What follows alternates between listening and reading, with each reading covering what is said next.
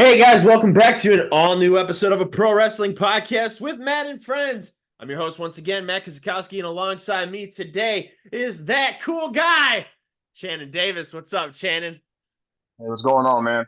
Dude, I'm pumped to have you here, man. I'm excited to do this. I'm excited to hear. We have a mystery to get to eventually in this Yeah, we're conversation. gonna figure. Yeah, I know We're what you're gonna talking. We're gonna figure it out. We're gonna we're figure gonna it out. figure some stuff out, and I don't think anybody knows what this mystery is yet. But you're gonna be surprised. I think it's a mystery we've all been wanting to hear for quite some time. So, I know. man, I'm excited to have you on here. I'm excited to hear your story and know what you're all about, man. I'm very pumped to have the opportunity to bring you on here. So let's get started, man. What was life like growing up for Channing Davis?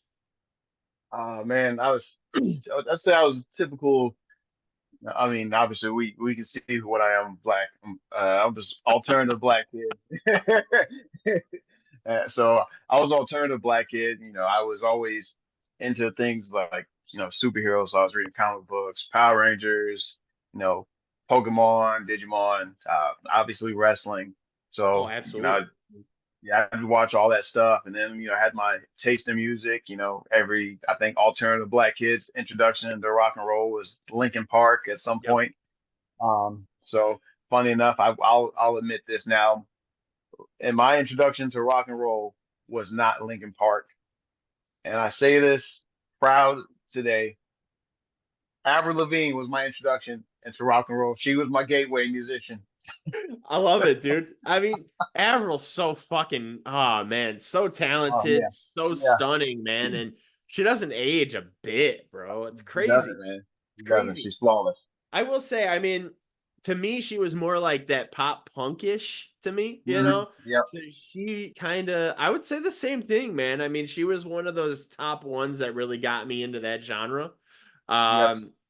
Her in Simple Plan. I'll say Simple Plan, no questions about Okay. it. I don't hear anyone talk about them because I've never really sat down and listened to them because Yeah. so I would listen to Avril Lavigne and then I got into the rock and metal. I mean throughout the regular day in general I listened to mostly some rap and then some 80s metal. But if it Oh yeah. wasn't for Avril Lavigne, I wouldn't have been into any type of punk music or anything heavy. So thank you, Avril Lavigne. If you ever see this, thank you. We'll shout that out to her. I think she needs to hear that from people. Yeah, Just thank you. yeah. So talented, man. And I see you're wearing ACDC. What's your favorite ACDC song of all time? I became a newer ACDC fan around I want to say was that 2009 maybe no maybe 2010. So Shoot the Thrill was one of my favorite ones. I mean A good everybody one. knows the classics like Thunderstruck, Yep. Back in Black, the song that plays in every war movie at the start, Back in Black is always playing. But Yes. Shoot the Thrill, it's one of my it's a higher energy song for me. It's one of the ones I go to. It's a go to in the gym. It's a banger, man. I mean, Mhm. I'm a big Money Talks guy. Like that's my favorite song by Okay. them of all time. Mhm. But Shoot the Thrill is fantastic. I mean, they're just an incredible band. I don't think AC/DC gets a lot of recognition that they deserve either. You hear Oh people no, because mention, yep, everyone's still in their sound, like their vocals, Soundgarden. yep. They're fantastic though, man. I Yeah. mean, I've heard people sit there and be like, man, AC/DC. I'm like, man, AC/DC was my shit. I mean, I fucked with AC/DC more than Queen, and I think Queen's more popular. I mean, hands Oh down. man, Queen. Oh man, that you see, I love Sheer Heart Attack is oh man, that's such a damn good song. Dude, Bohemian That's Rhapsody was fantastic. man. Oh man, see, dude, I can't. The song Sheer Heart Attack is just it's before its time Oh, yeah. for that pace and that oh my god, it's just such a damn good song. I might listen to it when we get They off of were this. uh, they were ahead of their time, man. I mean, that movie was just Mhm. incredible, though. I mean, I Yeah, love that movie from start to finish. Such an yep. awesome movie, man, and it should have won more awards because it's such Oh an yeah, incredible definitely. story. And I Definitely mean, like I agree. said, Queen's the one of the biggest bands of all time. I mean, Mhm. hands down, probably top 10 easily. Yep, I You definitely know, agree. so yeah, I mean, so bigger into rock and stuff like that. I at a younger age, like I didn't get into that type of stuff. I was more into like country or pop, you know what I'm Mhm. saying? Like And I think it was just more like that's what the parents put on the radio back in the day. You Yeah. know what I'm saying? Like they didn't want their kids listening to certain things or whatever. But we always snuck through, man. We always listened to whatever. And, you know, Hey, I remember back in the day, like when I was a mm, kid, like my parents didn't buy me like a bunch of CDs unless it was like country or pop or whatever. right. And like I had the Backstreet Boys, I had NSYNC, I had Backstreet Keith Boys. Urban, I had Yeah, Britney Spears. Because I mean, who wouldn't want Britney Spears? exactly. Like the cover Yeah, right there, she's hot as you know. exactly. But See, I'll be totally honest, man. Back in the day, it was just like that's what I listened to. But I remember like I would have like my friends secretly burn me Eminem CDs, like. so Eminem right there, that was the one person my parents were trying to forbid me to listen to, and I can't like I listen to Eminem, old, new, anything Eminem. He's my favorite artist, and so there's those people that will debate, oh, he can't be a top artist in a certain genre for certain people. I say, I don't care what you say. Eminem's the best. He's I will great, die man. on this hill. I'll die on that hill. I'll be Eminem's the totally best. honest. His song "Fack" is still my favorite. I don't know why, but it's He, he did a freestyle over the Despicable Me. Not It's called Despicable Me. It was over the um, Beamer, Benz, or Bentley, and it transitioned to that song, to that beat from a different song, oh no from a way. Drake song. Yeah, yeah, it's called Despicable, and oh, yeah, it's such a damn good song. I'll have It's to check it man, out. yeah. Because a lot of Eminem's newer stuff, like okay, so the last album I really listened to by his was the one that they had Fack on there and all that other shit. I forget which album it was, but like that was the last one that I really got into. It was like Lose Yourself was on it, all this Mhm. other Yeah. like that was the last album I really got into. And then like I kind of distanced myself from Eminem until Mhm. him and Machine Gun Kelly went at it. Yeah. You know, Kill Shot brought me back, man, and I was like, damn, he just went hard as fuck on him. Look, Machine Gun Kelly never had a chance. No, It- nobody that it- goes at Eminem has a chance, bro. Like yeah, nobody. like Machine Gun Kelly got beat so bad, Machine Gun Kelly decided to go and start doing punk rock songs.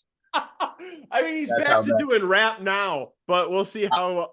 You know, I don't we'll think it's see. going anywhere. We'll see.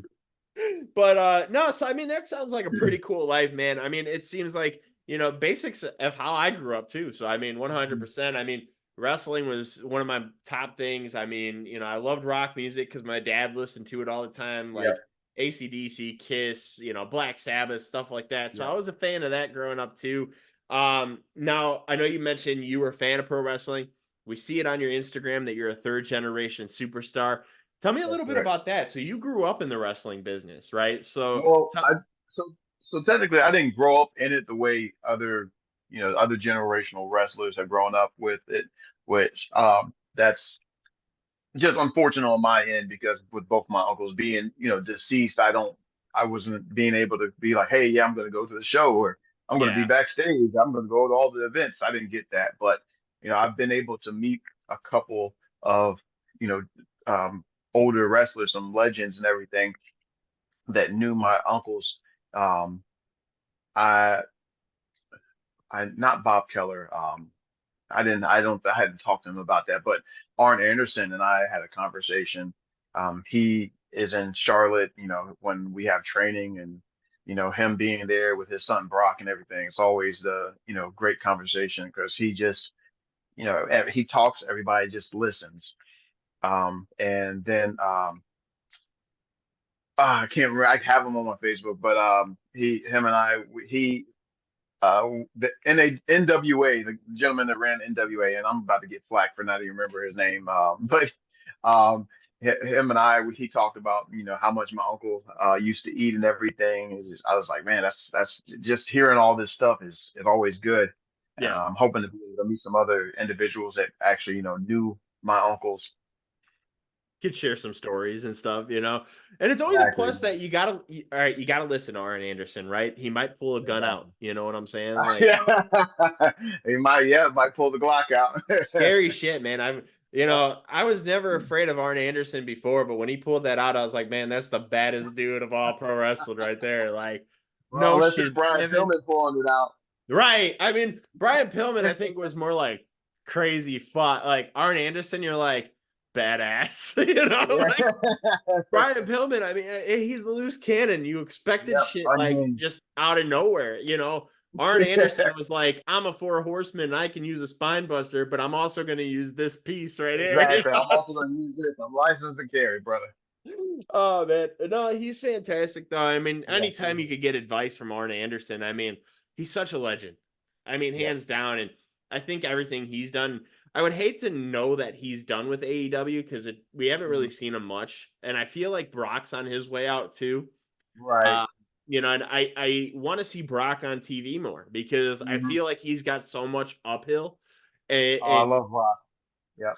such an incredible like generational superstar, and I think we haven't really even seen him scratch the surface yet.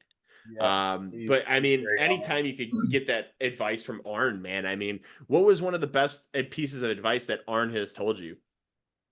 Well, because I train at the Fearless Fearless Academy, Team Fearless Academy. It's ran by Lodi, Okay. um, former WCW star, and Yeah. Lodi is the one of the greatest individuals I just get to be around and talk to. Even some days when I don't go to training, I just his my job is 5 minutes from his school, so I stop by and I'll check on him and everything, and Right. just talk to him. Sometimes I see him in the gym in the morning and everything. Just I'm on my way out and he's just coming in to do his stuff. But what the one of the greatest things like I picked up from Arn was more of the intentional things behind everything you do, and all the older guys will say this, so I can't just nail it down to just him. But Right. anytime I hear anytime I hear older guys saying it, make it intentional, then it makes more sense, Oh, absolutely. because obviously this is a spectacle, this is entertainment, and you want people to feed into every moment. Everything needs to matter. Right. And I picked that up from the first man to train me, George South, and even through my probably my favorite trainer, the man. Like if it wasn't for this man, I probably would have never like had the confidence to go out and start doing more. And that's JD Drake, Yep.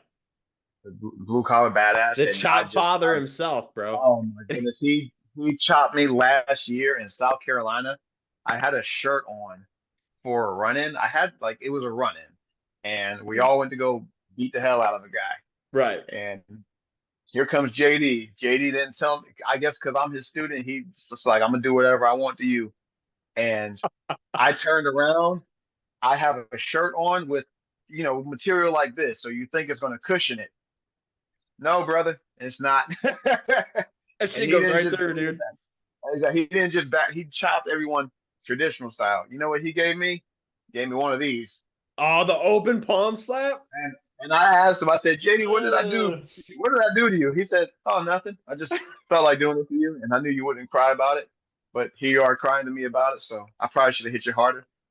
So, Dude, his chops are insane, man. And I oh, want to yeah. see a chop fest one day between him and Gunther, If whatever you you want a want to real pronounce chop, it. they Oh, have some of those up from Evolve and oh everything. yeah, no, for sure. I'm like now though. I mean, with how Gunther is in the best shape of his career, Oh and yeah. JD Drake is just on a whole different level, man. I think JD Oh is yeah. one of the best performers of all time. He doesn't get the recognition he deserves either. No, I and mean, he does it all in cowboy boots. oh, right, dude. Blue collar Him and badass George. to a T, Yep. bro. I Yep. mean, I the match that really always stuck out with me is when they had a unification match and Evolve between him and Austin Theory. And Mhm. holy shit, man, like that, like right there. Like if you've never seen a JD Drake match, that is like the go-to match to watch, and you'll see everything he can do because dude, he's such a stud, man. He's such a killer. JD, his brain for it is incredible. I would run when this is one at the my original school high spots, and Yep. I would run. We would run training matches, and I think everybody in a combat sport has been in a scenario where they have in training where there's no one else to work with except the coach. Yep. So we all had to bring our gear that night because we're all going to put on matches. I'm thinking, oh well, I guess I'm not training or doing a match tonight. And I look at JD, he looks at me, I say, oh, Damn it. all right. So we're working the match and everything. I don't know how JD did what he did.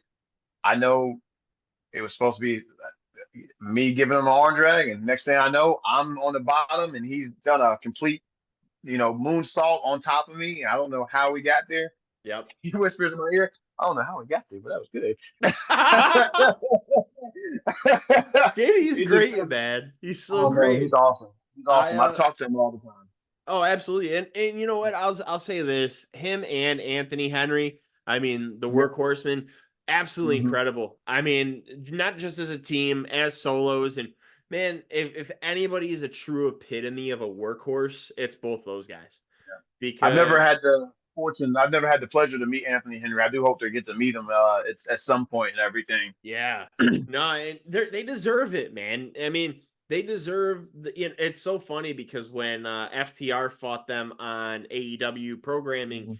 a couple months ago or whatever, people are like, the workhorsemen, like, what did they do to deserve it? Yeah, Like, if you only watch AEW, then you're not gonna know because they've exactly. been putting them in shit matches and stuff like that.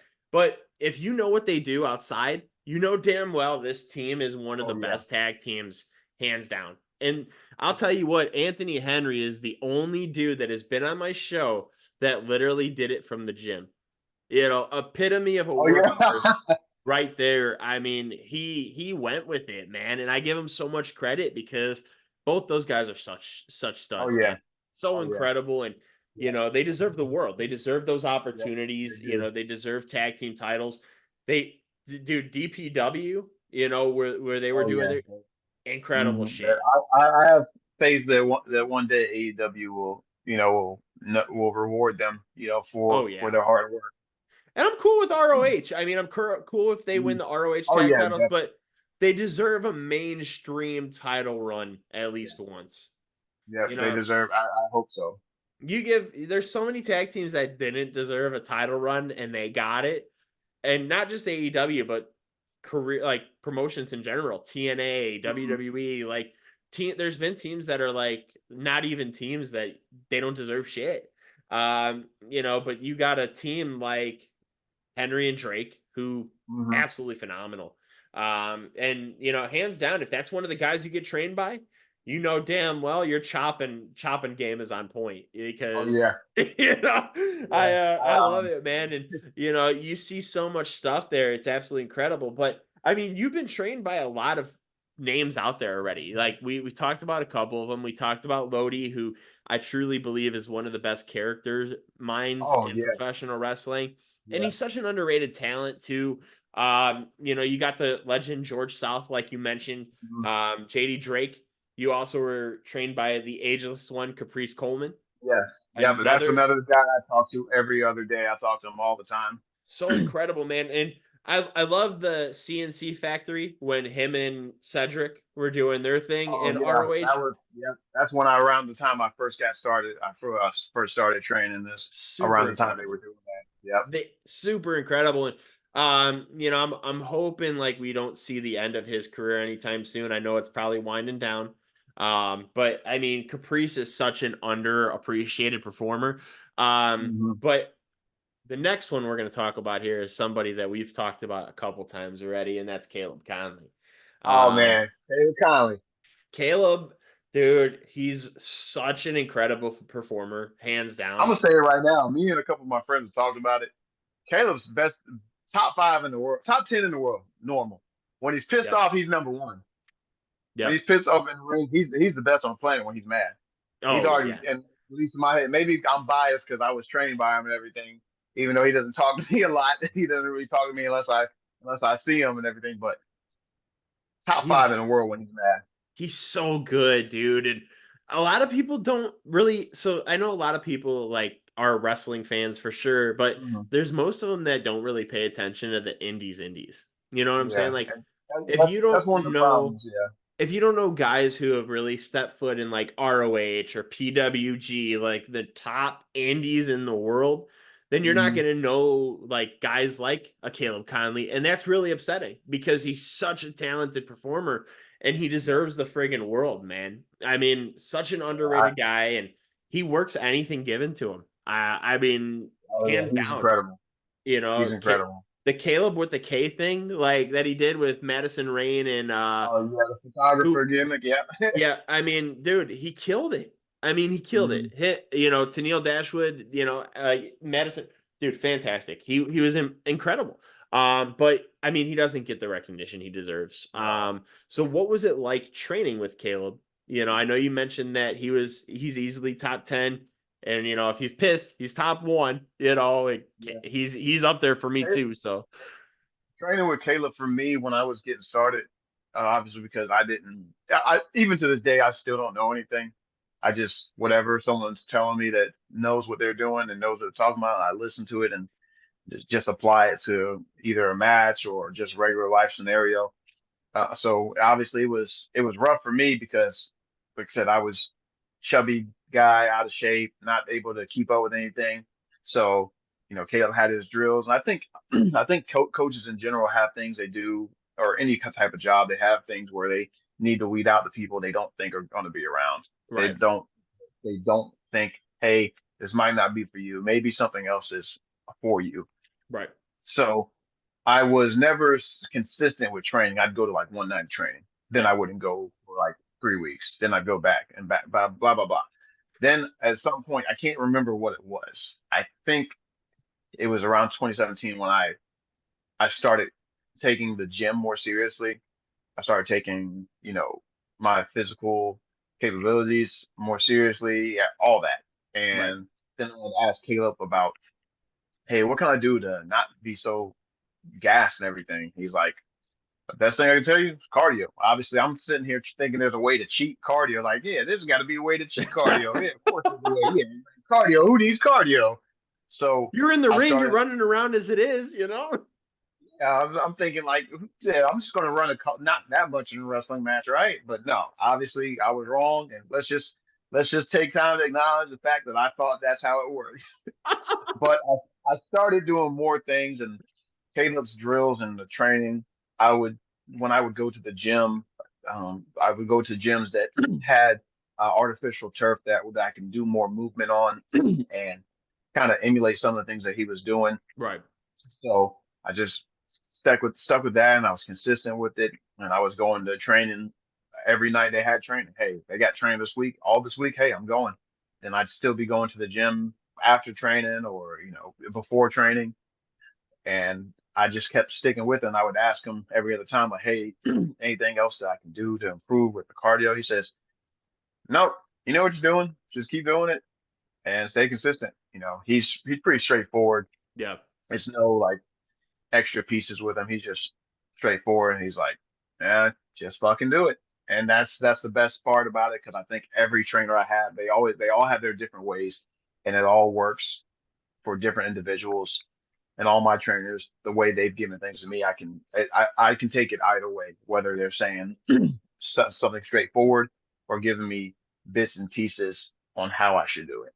Oh, So absolutely. I think, yeah, I think I was one of the few people who Caleb's class was my favorite because the cardio drills, the blow up drills, whew, it was it was intense, and sometimes I thought I was going to cough out a lung. Yo, man, no, I picture it 100%. I mean, I remember my first day of training. They didn't talk about cardio that much. Our first day of training, they made us take bumps. You know what I'm saying? Like Mhm. that was it. And like first day, they're like, take a corner bump. I did it, and I smacked the head on the canvas really hard. Didn't tuck the Oh, chin. I forgot to tuck the chin. I smacked my hands on the mat, but didn't tuck the chin, and all I went was like, bam. And I was like, shit, I can't get up. You know what I'm saying? Like terrible. oh yeah, oh But man. I mean, I think cardio when it comes to pro wrestling, because you're obviously running in the ring constantly, Mhm. hitting the ropes and everything like that takes a lot of energy out of you. Being, having that cardio and running and being in great, shape health wise, and just maintaining that. I think, that's the best key in pro wrestling. And the advice that Caleb gave you is absolutely incredible because I think a lot of people is like, oh, well, just make sure you're focused on what you're doing in the ring, but not like outside of the ring as much. And Mhm. for Caleb to say something like that, I mean, more people should be training with Caleb because he's more worried about your physical well-being, and make sure that you're maintaining on top of it. And yeah, he wants to make you one of the best wrestlers in the world too, because that's who he is. Um, Caleb's one of the only wrestlers in pro wrestling that I ever make in WWE video games every single year. And dude, I shit you not. Like me and you first like started chatting and you were like, yeah, dude, trained by Caleb Conley. I was like, dude, he's the fucking best. Like hands down, man. I Yep, was so pumped. yep. But yeah, I mean, that's awesome, man, because Caleb is one of the best, and knowing that you got trained by some of the best wrestlers in the world, like I said, Caprice, super underrated, JD, one of the absolute best out there today. Mhm. George South, such a legend. Though, you got trained by such a variety. You had people that know technical, people that can do flying, people like everything. And that's like the best well-versed pro Yep. wrestling that it can be. So let me ask you this. What was the hardest thing that you learned training for pro wrestling your first time around? Because I know you took a little bit of a break from pro wrestling Mhm. for a little bit. So what was that first thing that was like really hard for you when you first trained for pro wrestling originally, besides cardio? My the hardest thing for me was understanding a match structure, and that's where I can thank Caprice 1,000 times over for it, but I can never thank him enough because now I know, hey, a match structure versus a wrestling match. Because even though fans, I mean, so obviously you got the fans that watch wrestling just to try to analyze, oh well, he should have did this and he should have did that because nobody Yep. wants to enjoy wrestling anymore. The casual fans enjoy it, but there's also a group of those people who are like, oh, I don't know who this guy is, Yep. and no one can just enjoy it because everybody Yep. has to be on their phones and analyze everything. Oh, But yep. yeah, but I think those casual fans who just watch it to watch, they understand a match structure even though they don't know it, they don't realize it. Yep. So now their brain is turned off and they're just enjoying it. Being that little kid. Because when I watch wrestling, I'm still a little kid. I don't watch it to be like, oh yeah, he could have did this or he could have did that. Oh, I see what he's going for. I'm I'm a wrestling fan, so I just shut up and watch it. Like I if get I it, can man. watch I'm one of the only ones. I'm one of the ones you're talking about. 100%. Like I'm like, I would have done this instead of that. You know what I was like, don't go yeah, through the ropes, go over the rope. You know what I'm saying? exactly. Like Yeah, anything. yeah, just because I do some wrestling, that doesn't make me anybody. I'm here to enjoy it. I'm here to, it's not like just for the simple fact, just because I like comic books doesn't mean I can say, oh yeah, this comic book should have been written like this, brother. I'm here to enjoy it. I'm here to. It's wrestling. Oh It's yeah. it's it's it's wrestling. It's comic books. It's giant monsters fighting. You Oh think yeah. I care about what somebody has to say like that? They don't believe believability, brother. I don't care. No, 100%, man. And I think what it is when it comes down to pro wrestling and me, like when I'm like picking it apart at certain things, is like when you see like a wrestler who's done things a certain amount of times and you don't see that like specific thing in a match and you see something completely different, you're like, well, it didn't work on that guy. It should have been something different. You know what I'm saying? Like, so Right. there's only times, like specific times where I pick apart. It's not always. It's sometimes, and it's mostly Right. AEW, which is Mhm. very upsetting. Because AEW is such a big promotion, man. It's Right. one of the top two. I mean, but it's like I nitpick AEW, and it's not because like I'm a Mm. WWE mark through and through, but it's like selling is such a big thing to me when it comes to pro wrestling, and Right. I feel like that's where AEW misses the mark sometimes is the selling Mhm. aspect. And like when you're looking into pro wrestling, like if you get super kicked, stay down for like 25 seconds. Don't get up in 2 seconds and be like, hey, I'm fine. Like you just got kicked in the face, bro. Like stay Right. down, but it comes down to like certain things like that where I nitpick, but I definitely understand where you're coming from 100%. Where like those like big fans into pro wrestling are nitpicking every small little thing, and it's One like, dude, one thing I have learned, and because at the end of the day, I understand that wrestling is art, and everybody has what they the things they like. I learned this, which I've been in one training class with him, so I can't say he's my trainer, but Rob Killjoy, who is the an absolute. So if you want to see incredible matches, Rob Killjoy with anything with him versus Thomas Extreme, and those two are like mirror images, but it's incredible. I've seen just some crazy matches between those two when those guys it's like maybe 12 people, but those guys are putting on a 5-star match. Yep. And that's a little different level of dedication. See, But I'm what not I did familiar with learn, the other guy that you just mentioned, but Rob Killjoy, I am very familiar with. I yeah, think he's another guy who is absolutely incredible and doesn't get the recognition he deserves either.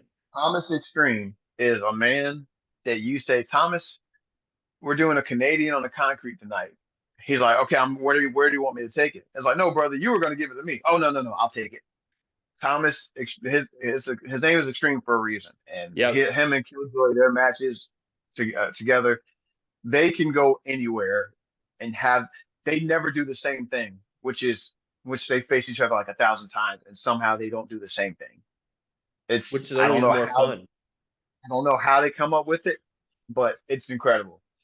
But but what I did learn through Thomas Extreme, and I've only met um, Jason Kincaid twice, but what I have learned from them is that wrestling is art and everybody's going to have their own style. You know, there are people I see online who say, like even people that are workers, and they say, "Oh, this is stupid, this and that."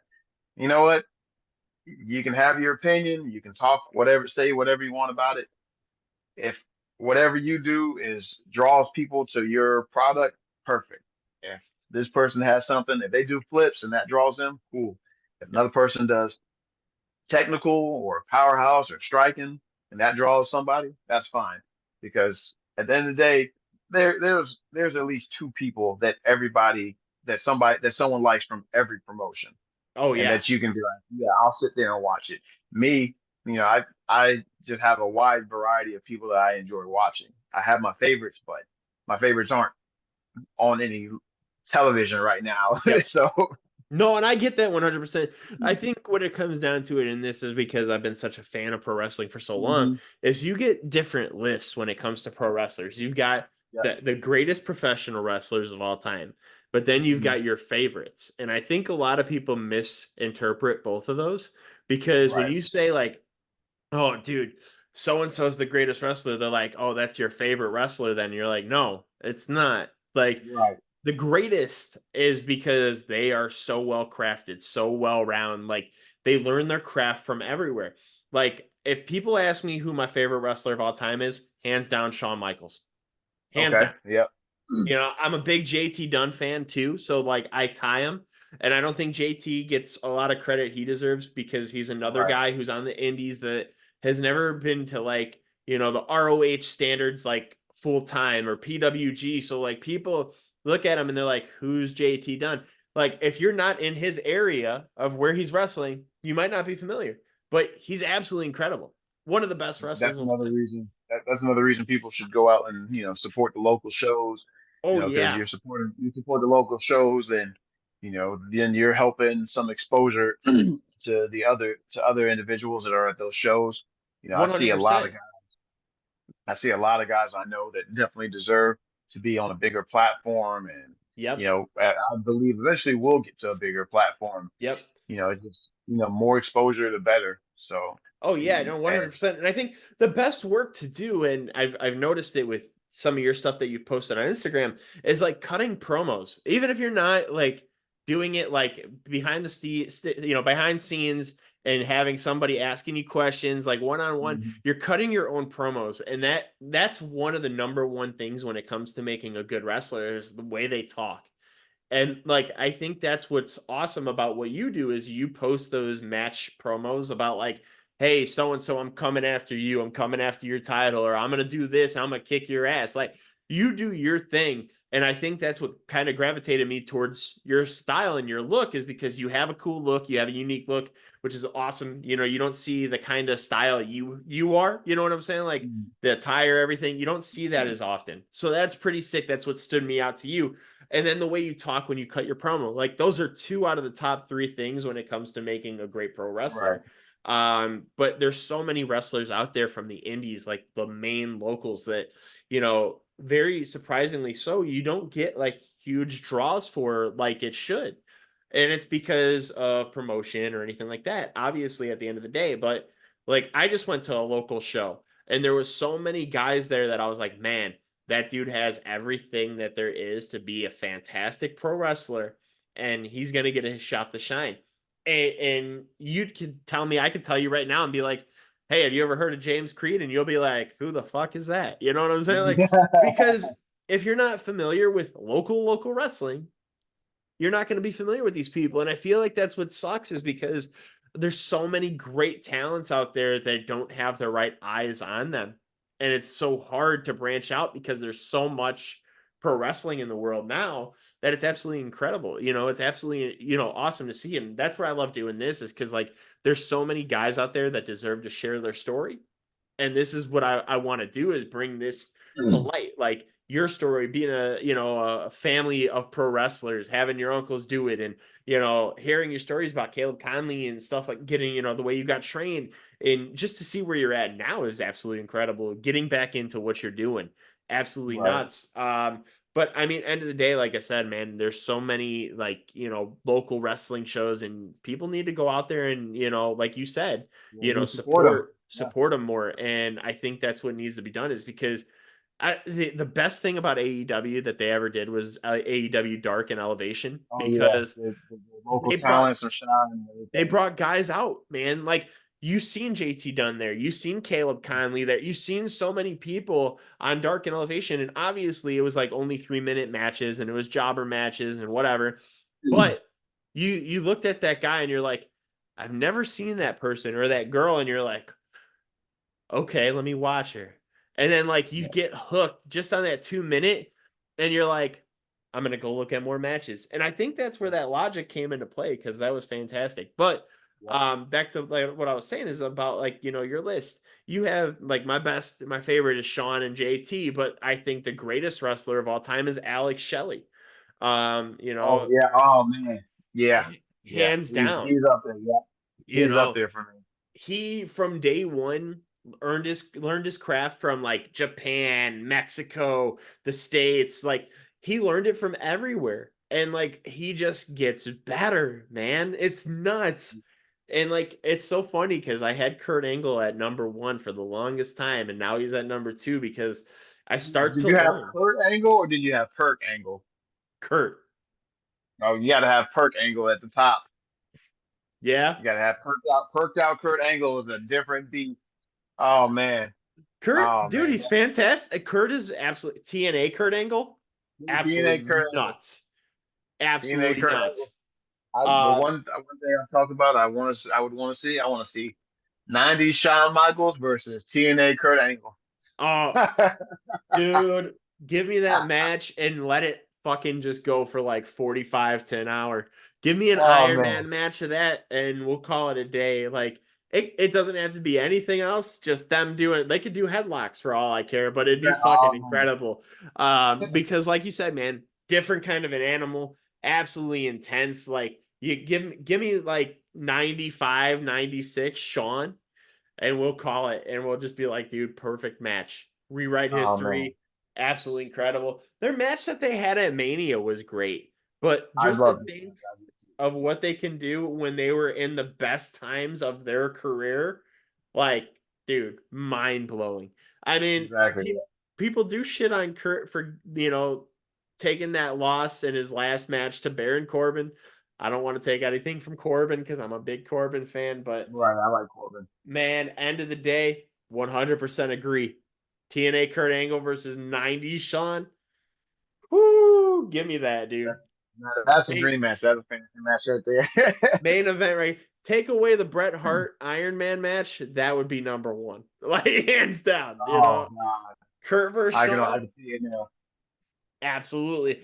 But no, man, I mean, different list for sure. I mean, but it comes down to it, is like when you study pro wrestling and you have that mindset, you understand what it takes to truly be a pro wrestler.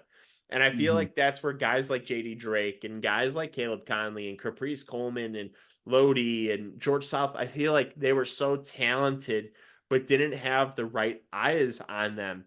And you need to have that, man, is because when you get that look, and I'm so happy for Anthony Henry because he's finally got that Mhm. shot. When he was in NXT, I was like so pumped, but they didn't really use him. Oh And yeah, it his NXT sucked, rolling free. you Yeah. know, and it sucked to see JD with the wingman and not to take JD away from that because I love the wingmen. I thought they were awesome too. But I man, it just felt so I felt so naked inside, like having both of I them look, separate. I love the wingman gimmick. Every time I would see JD, I would say, "Let's touch tips. Let's touch."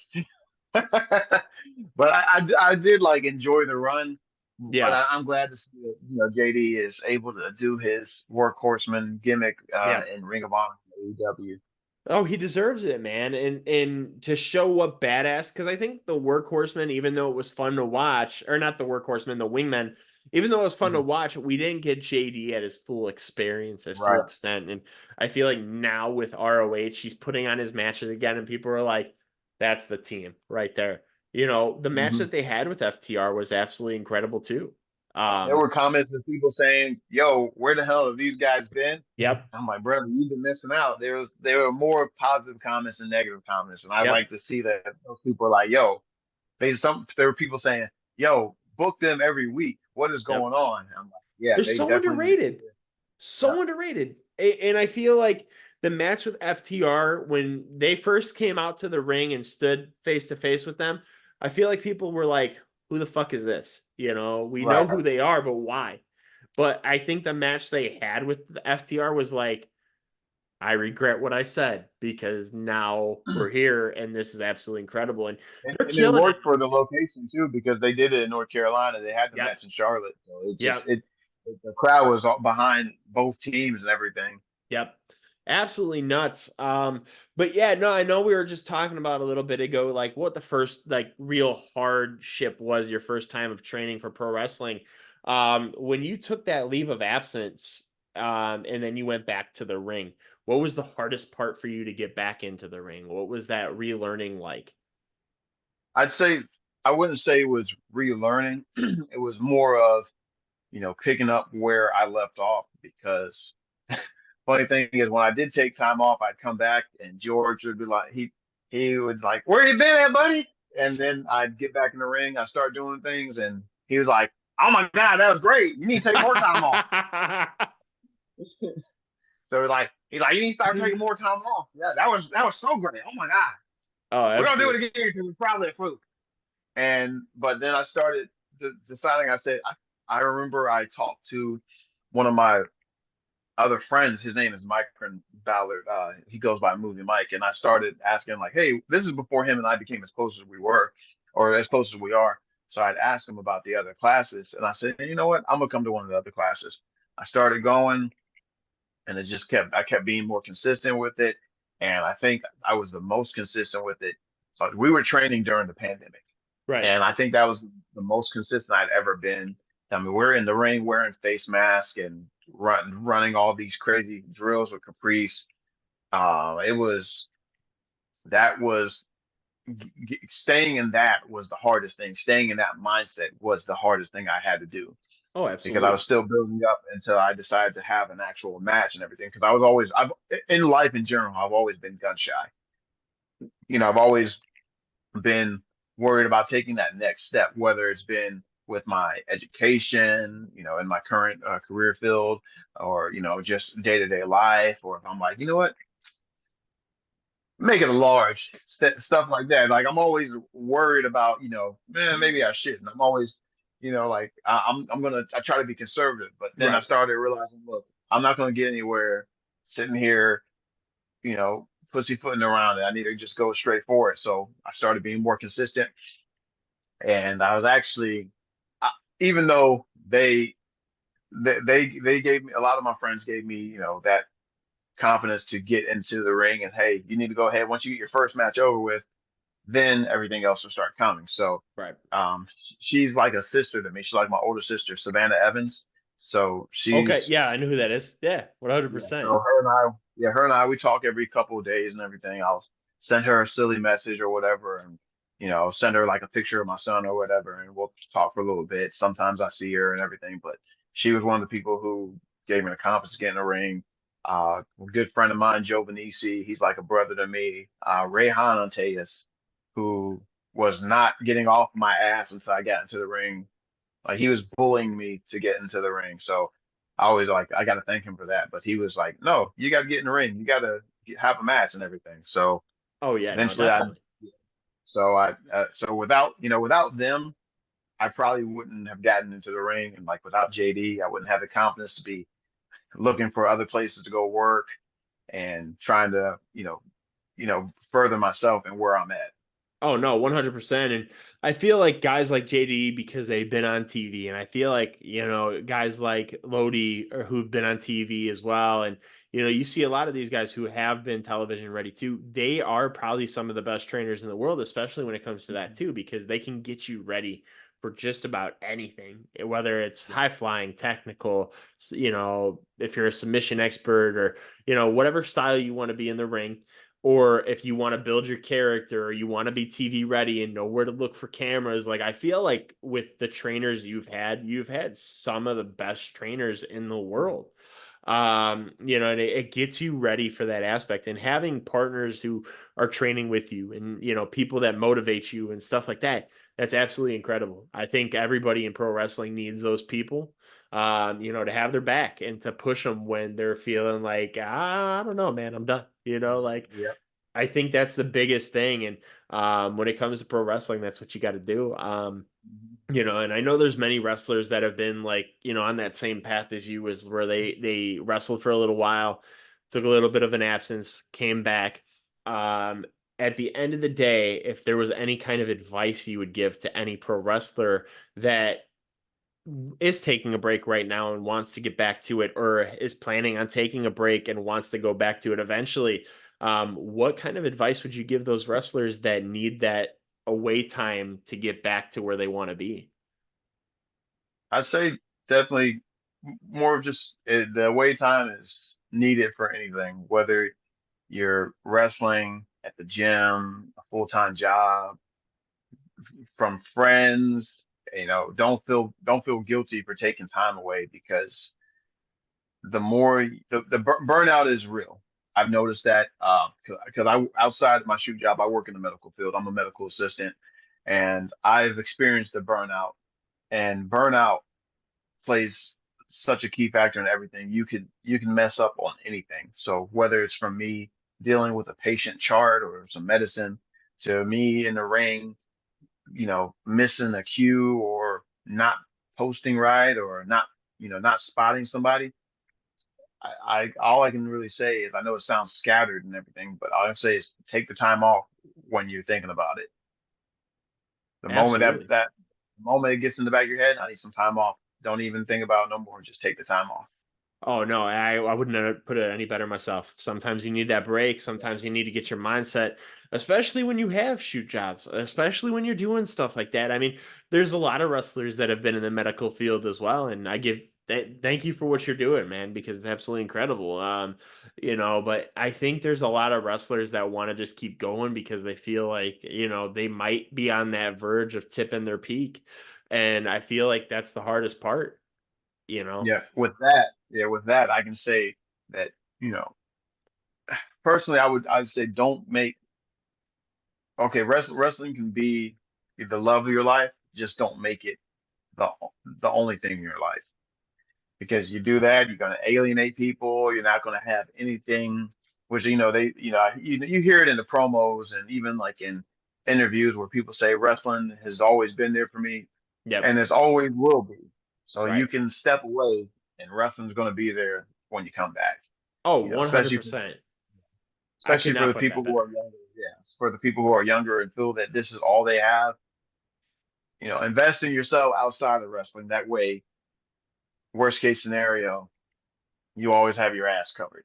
Oh, So 100%. And I couldn't have put it any better, man. I mean, your mental health and your stability is the most important thing. And if you're not there at that moment, you need to take that break. Take that break. mhm. Come back, the right eyes will be on you at the right time. Yeah. And I feel like that's when it comes down to pro wrestling is because, you know, you get guys like, you know, Jay Malachi, who has just got signed by WWE, or Lucky Ali, who just got Lucky. signed by Yep. WWE. And like they were mainstays in like DPW. They were, you Hmm. know, local wrestlers as well. And yeah, they started to get finally talked about, but they started to finally get talked about right when they were about to get signed. And I feel Yep. like they just had those right eyes on them at the right Oh yeah. time, Exactly. and that's all you can do. And Um, I was lucky. I've been saying this since day one. You know, I knew he was going somewhere. I don't know Jay Malachi personally. I've met him a few times at some shows, but I did know I was pretty close with Lucky. I still talk to him every once in a while. We have a running joke in between him and me where, I'm like, man, fuck you, Lucky. No matter what, no matter. I don't care if he says something nice. I'm like, fuck you, Lucky. But I mean, but it's always it's a great friendship and everything, and I'm so happy for him. That's somebody who literally came from nothing, and he definitely, of all people that was on the Independence, deserves everything yep. he's getting. He definitely deserves it. Oh no, 100%. You know, it's so funny because you look at guys like Carmelo Hayes, right? Hmm. You know, when he was back in the Indies, Christian Casanova. I mean, you've heard of Christian Casanova, but there was also a lot of people that didn't. Hmm. And he gets signed, and now he's one of the most talked about pro wrestlers in history. I mean, you get a lot of people that are like, okay, well, they get signed, and it's because that one person at that one moment saw you and was like, Yeah. you're that guy. I'm going to bring you here, and we're going to showcase your talent differently. And he's killed it. I'm so looking forward to Lucky, you know, debuting on main screen TV. Jay Yeah. main screen, you know, debuting on main. They're both incredible talents. They deserve Oh it, yeah. man. And like we said earlier, more eyes need to be on the local scenes because I feel like that's where, you know, more people start blowing up. You need to, man. You Exactly. need to pull from that. NXT, ROH, perfect setups for that. You know, hands down. Exactly. Now we talked about earlier a little bit about, you know, a couple things, in my opinion, what makes a great wrestler. And it comes down to character work. It comes down to attire, from, you know, promos, you know, how you talk, but it also comes down to your in-ring work at the end of the day. Mhm. You know, as much as I could try to find from you, I watched as whatever I could find from you, the clips you sent me, everything like that, but I've never seen your finisher. So I have to ask you this. What is your finisher? Was it always what you wanted to be your finisher? And what is the name of your finisher?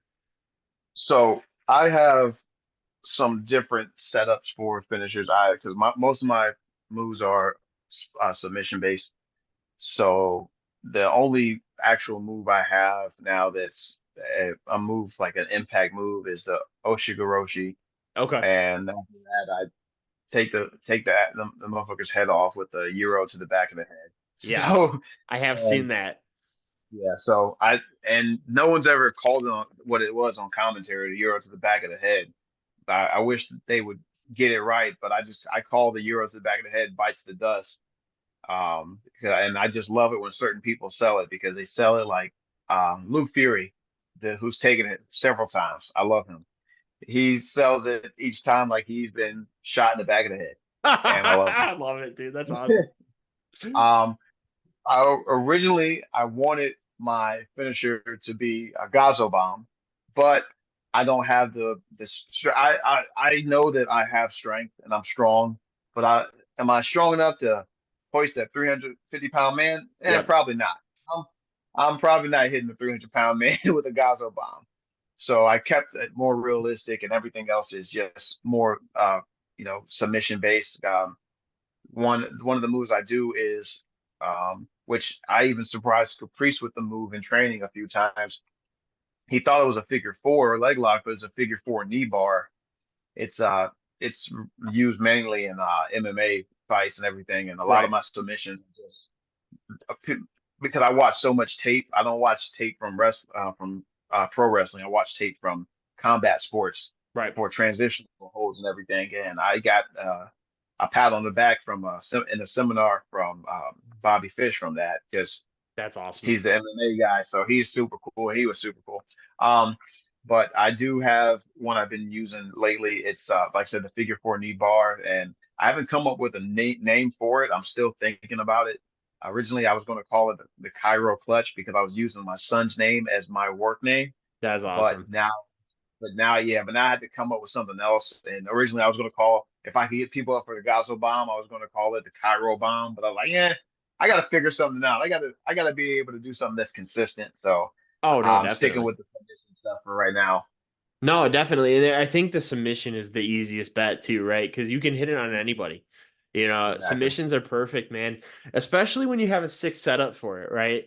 I was watching what I could find of yours and I seen some stuff in there and I see how devastating your headbutt is. I love it. It's I had to Yep. take Oh I yeah. had to take Tylenol from watching it because my head was hurting a little bit. Like I was like, Yep. damn, dude, Yep. that Look, I'll say this. I'm calling anybody. I think I have the best headbutt. dude, I it's think I have the. wicked. It's wicked, man. I dig it. Every everybody's afraid when I tell them how I get into the headbutt, and they're like, "Do I need to put my hand up?"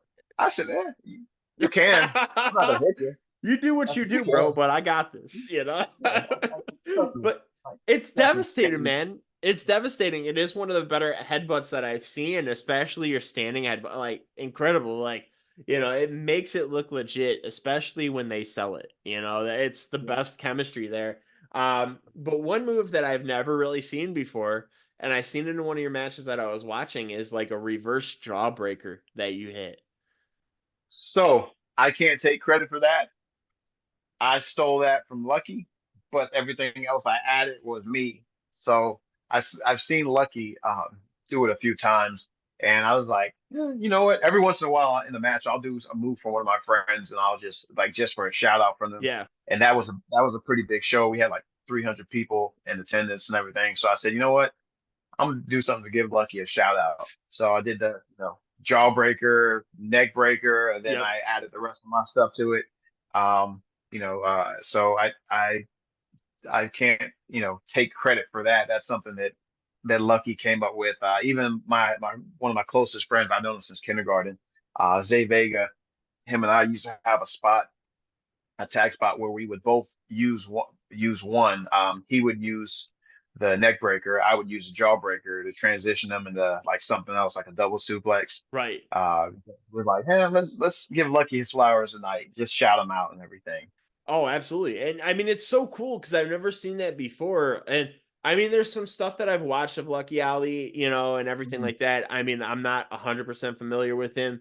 I would love to get more knowledge of him. And like, there's so much wrestling out there. It's so hard to keep track of everyone. So I didn't know that that was one of his moves. Now, Yeah. did he get that from somebody or did he like innovate that move himself? Honestly, knowing Lucky, it's one of two things. Lucky either came up with it in the middle of a match because his communication is incredible, or he was watching some tape and he decided to try to figure out a way to add that into To a do it. match. Either way, he came up with it in the middle of a match. He didn't. Lucky It's is so just like that cool. guy. Like Lucky is the most standard guy. You think there's going to be like, oh yeah, a regular 5 minute match. He's adding things in there in the middle of Yep. the match that you're just like, wait, hold on, how did we even get here?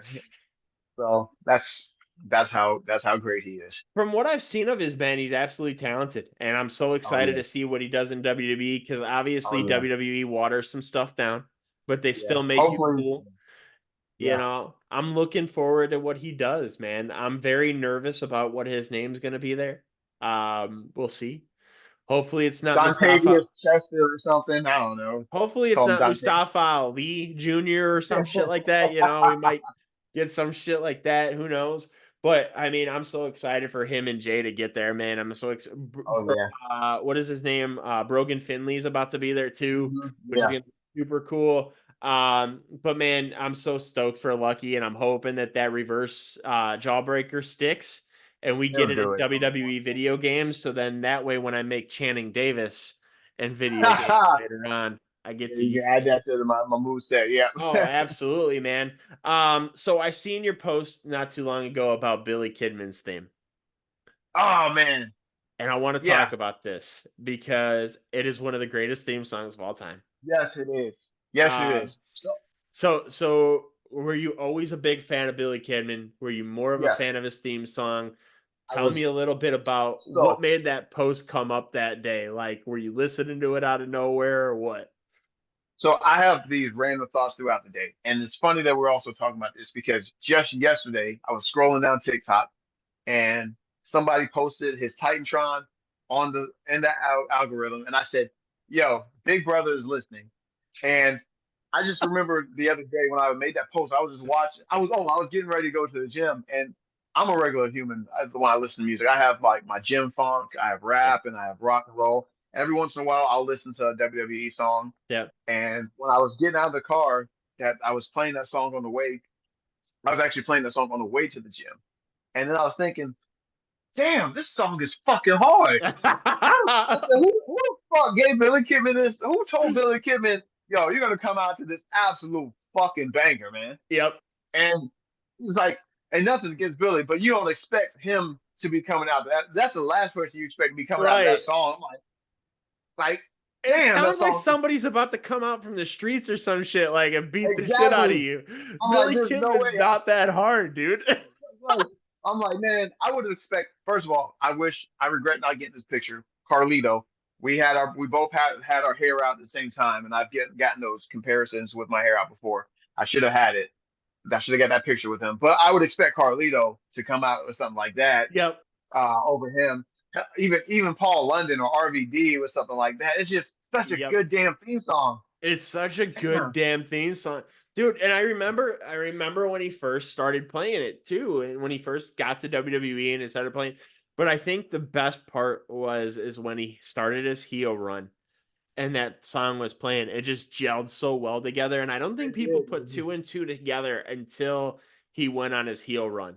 And you had him in that sparkly jacket that looked like he Yep. was like a throwback dude with like he was about the disco or some shit. Like we didn't know what he Oh was about man. to do, but like man, that theme song did not fit him that well, but man, it is one of the greatest theme songs of all time. I I mean, need that theme song recycled. Like, give it to Lucky. Give it to good. Lucky. Let Lucky have that theme song in NXT. He needs that theme song. Him or Jay Dude, need that theme song. I'm down with that 100% because like Billy didn't hold it that long anyway, right? Right. Yeah. It's like with Ultimo Dragon, who's my favorite Yep, wrestler of all time. We had Ricky the Dragon Steamboat's theme yep, song.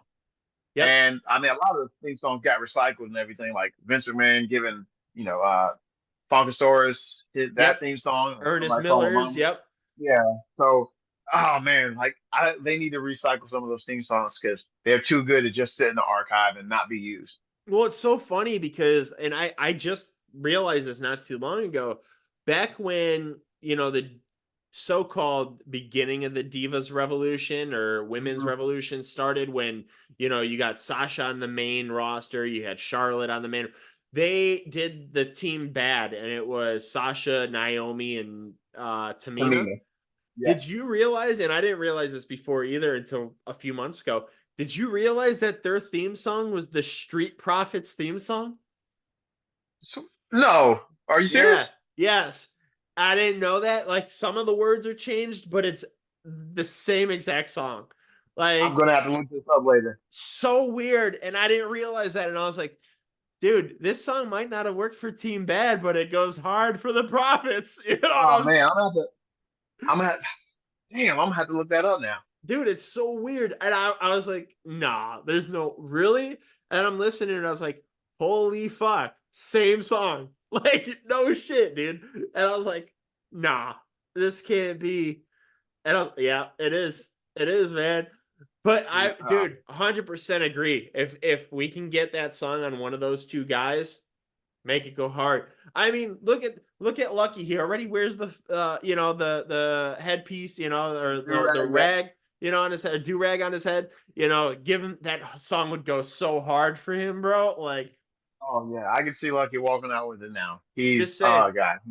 hey, run, Oh man, run, run. You can run if you want to. Run, dude. Such a but you can't banger, hide. bro. I'm gonna message Lucky. I'm gonna say, yo, can you tell him that this is what you want your theme song to be? Recycle, Say, dude, hey, do it because if he can, we started something here. This you start started tracking my here. royalties. my royalties for that. Dude, I'm gonna keep this as a clip, and then once he comes out to Billy Kidman's theme, this is where it started right here on my We're just gonna podcast. fucking explode. Perfect, man. So here we are. The best conversation piece right now that we're about to talk about is the conversation I've been waiting for a Oh long man. time. The mystery of suicide. Oh Who man, is I'm still. suicide? I've been looking for months. I don't think I haven't. I don't. My leads went dead at that show at Ring of Fire. I just know that I saw Caleb 1 minute and then I saw Suicide and I didn't see them together. Dude.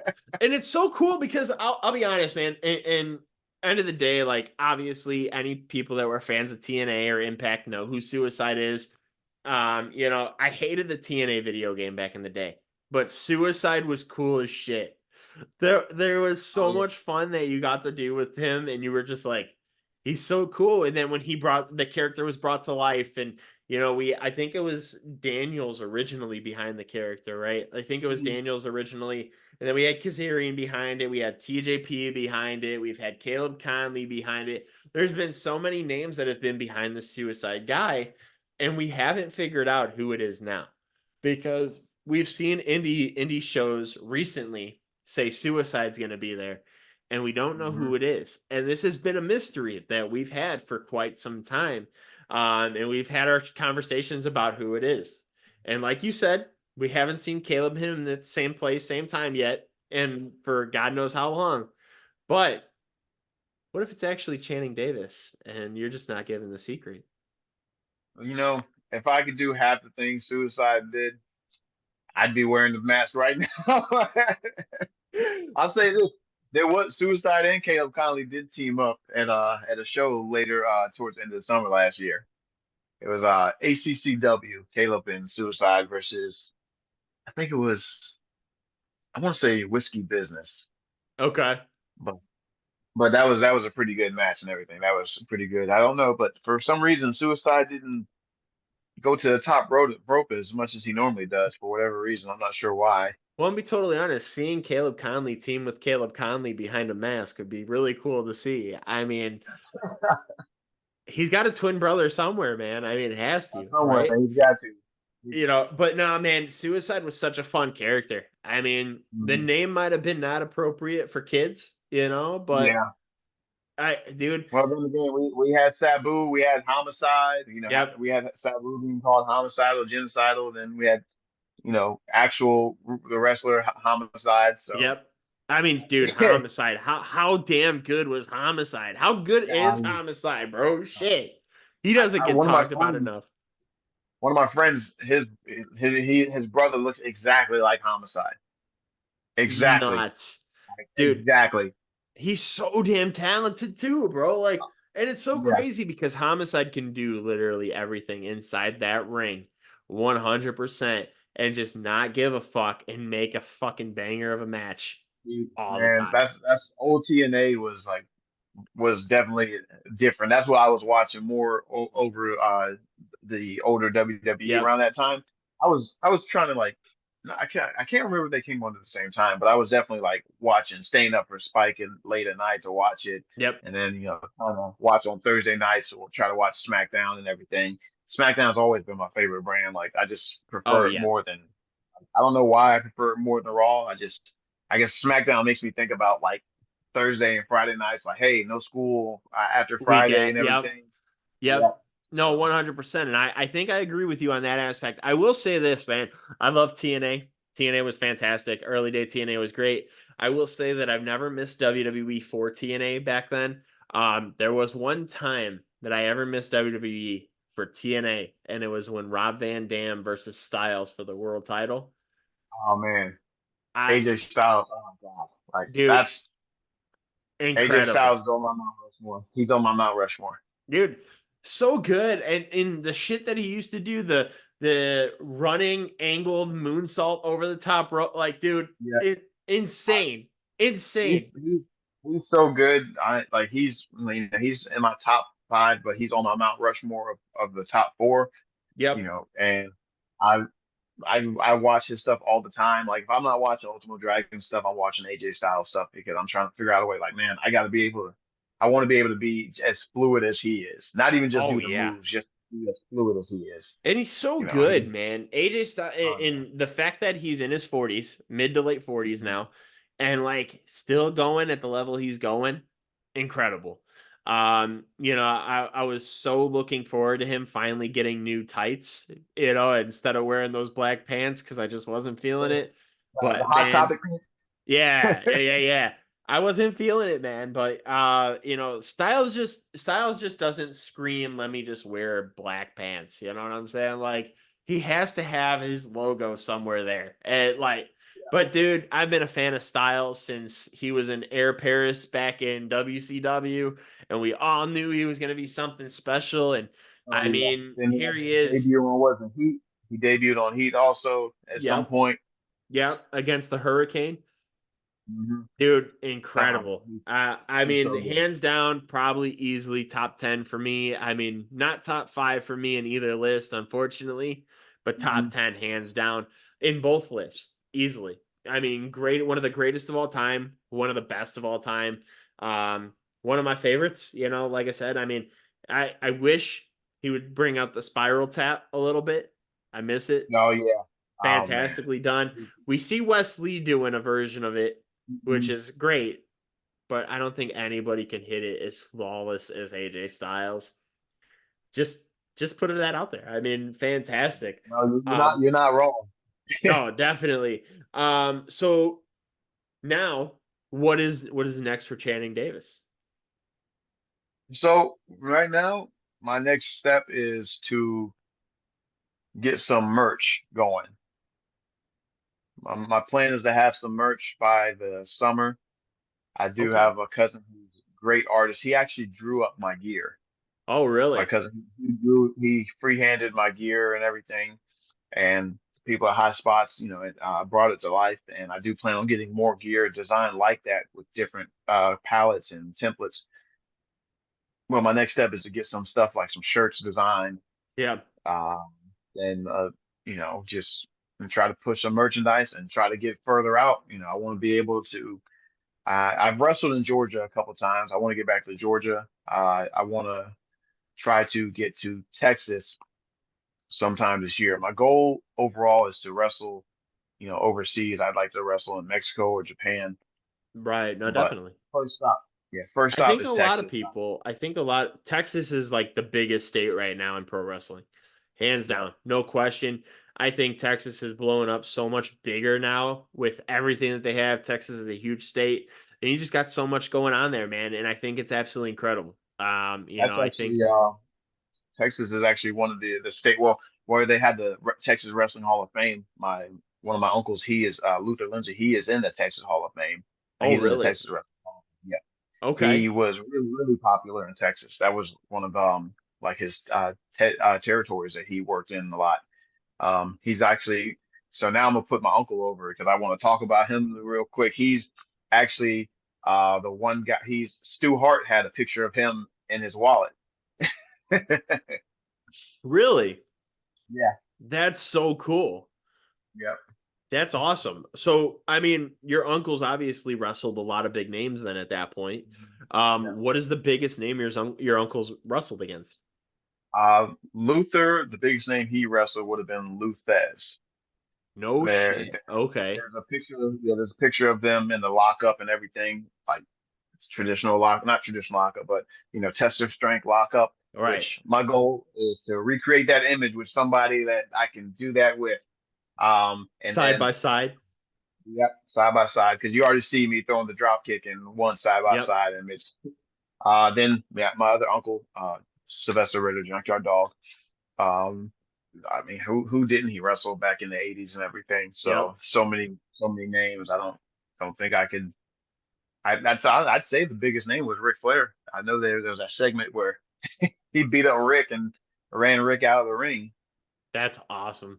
That's incredible, man. I mean, especially having family that's been there for a while and killing it in the business and, Mhm. wrestling such big names, especially, Ric Flair, and you got a pioneer like Luthez. I mean, somebody who, you hear it all the time, Bez Press. I mean, one of the most basic moves in pro wrestling, but not everybody can do it so good. I Exactly. mean, you get a lot of people that are like, okay, Thez Press, it could have been better. Yep. You got Austin that did his own version. You had Oh yeah. Orton do his. Um, Yep. He just it, throws his fucking nuts in your face, man. yep. And who wants to just get beat down and punched like that? I mean, I think maybe we have to have Channing Davis do it on a more regular basis too, or knock You him know what? down. I got two tag title matches coming up. I might just have to dish that out to somebody. So one of these guys in this tag match deserves his ass kicking. I'm about to hand him. Got to, bro. Absolutely, 100%. But man, I'm so excited to see what your future holds. I really think you have everything, every tool in the book to be something special, man. And I really hope that you're gonna do something great. With this show, I don't want just anybody who's anybody. I want somebody who I Right. believe is gonna be a star. You have all the utensils to be something great, man, and I can't wait to see where your career goes. I'm wishing you all the best, man. I hope within the Appreciate next it. 5 years we see you on TV. We see you killing it on I TV appreciate that. programming, whether that be AEW or TNA or ROW eventually being with Booker T school and killing it there, where it's in Yeah. Texas 100%. And, man, sky's the limit. I mean, absolutely 100%. You've had some solid training, with so many great people out there. I can't wait to see what happens with you next, brother. Do you want to tell the fans where they could find you at on social media? Yes, so you can add me. You can follow me Instagram and TikTok. TikTok is that cool underscore guy. That's cool with a K. Instagram that underscore cool with a K guy. Absolutely. Guys, go follow Channing. One of absolutely killing it out there, doing his thing, and somebody that we're all going to be hearing the name for in probably the next couple of years here, man. I'm very excited about your career. Very excited to see what you're doing, man. You could tell you have all the passion and the drive in the world. So looking forward to see what's next, man. Thank you so much for coming on the show. Thank I you for was having me. really, really grateful to have you on here, and hopefully we get down to this mystery of who suicide truly is. I'm gonna figure it out. I'll That's figure it that's the out. goal, man. If anybody wants to know who Suicide is, follow Channing, not just for his career, but for tips on who Suicide truly is behind the mask.